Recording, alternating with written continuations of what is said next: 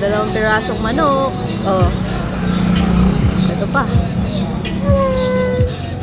Sa 75 pesos mo, meron ka ng 2 pieces fried chicken with rice dito sa Mimi's Food Hub sa may barangay San Jose, Montalban, Rizal. Dito sila nakapwesto sa may Riverside. Kaya kung kakatapos mo lang magperya at tiyanggi dito at naghahanap kayo ng makakainan, subukan nyo na rin tikman itong 2 pieces fried chicken with rice nila. Meron pa yung kasamang mainit-init na soup at meron ding libreng inumin. O diba, sulit na to sa halagang 75 pesos. Meron ka ng pambara, meron ka pang panula. Nung umorder kami, itong part ng manok yung natapat sa amin, yung thigh tsaka breast part. Para sa akin, sulit na to sa 75 pesos kasi malalaki naman yung manok. Simple lang yung pagkakatimpla dito. Parang yung mga fried chicken sa bahay, yung mga simple lang yung nilalagay. Ganon yung lasa at hindi ito maharina. Kaya pagkagat mo, laman na talaga ng manok yung makakain mo. Hindi rin ito nasobrahan sa pagkaprito kaya juicy pa. Ito pa yung isang in-order namin, yung kanilang grilled liempo. 85 pesos naman to at may kasama rin itong libreng soup at inumin. Yung nalalasahan ko dito sa timpla ng pinang-marinate nila, toyo na maraming kalamansi. Kaya nung naihaw na, hindi mo na kailangan ng toyo mansi. Kasi sa panlasa ko, lasang-lasa talaga yung kalamansi dito. At kapag o-order nga, tsaka pa lang nila ito iihawin. Ang sarap nito i-partner sa kanilang mainit-init na soup. Ang sarap isabaw niyan dito sa kanilang dilaw na kanin. Wala namang extra flavor yung kanin nila, talagang color yellow lang. Para nga pala sa mahilig sa maanghang, meron sila ditong chili. Tingnan nyo naman yun, no, parang binlender na sili. At sabi nga ni Maynard, maanghang daw talaga kaya nakakagana lalo. Remind ko lang kayo guys na with rice to hindi to only rice. Isang cup lang ito ng kanin pero marami naman yung serving. At in fairness, kahit libre lang tong kanilang drinks, di matabang yung lasa nito at may pagulaman pa. Magkaiba nga pala yung in-order namin para pwede kaming mag-share. 2 pieces chicken naman to at malalaki yung sukat, kaya hindi pa rin kayo mabibitin.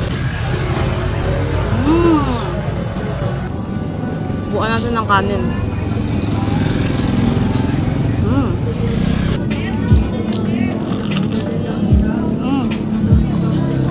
May nag-recommend nga lang pala sa akin ito sa comment section. Kaya ako to na-discover. Kung ngayon ka lang nakapanood ng vlog ko, nag-e-explore nga pala ako dito sa may Montalban ng mga masasarap na kainan. Kaya kung meron din kayo mare-recommend, pakilagay na lang sa comment section para yun naman yung next naming pupuntahan. Para sa akin nga, sulit na sulit yung 75 pesos na 2 pieces fried chicken with rice dito sa may Mimi's Food Hub. Kaya kung pupunta rin kayo dito sa may Riverside, Barangay San Jose, Montalban, Rizal, isama nyo to sa list ng kakainan nyo kasi sulit talaga. Maraming mga kainan sa may Riverside kaya tandaan nyo tong tarpaulin nila. Paki-print screen nyo na lang to para matandaan nyo kung saan ba kayo kakain. At para updated pa kayo sa mga dadayuhin namin, huwag nyo kalimutang i-follow ang aking mga social media accounts. Yun lang, maraming salamat sa panonood. Bye!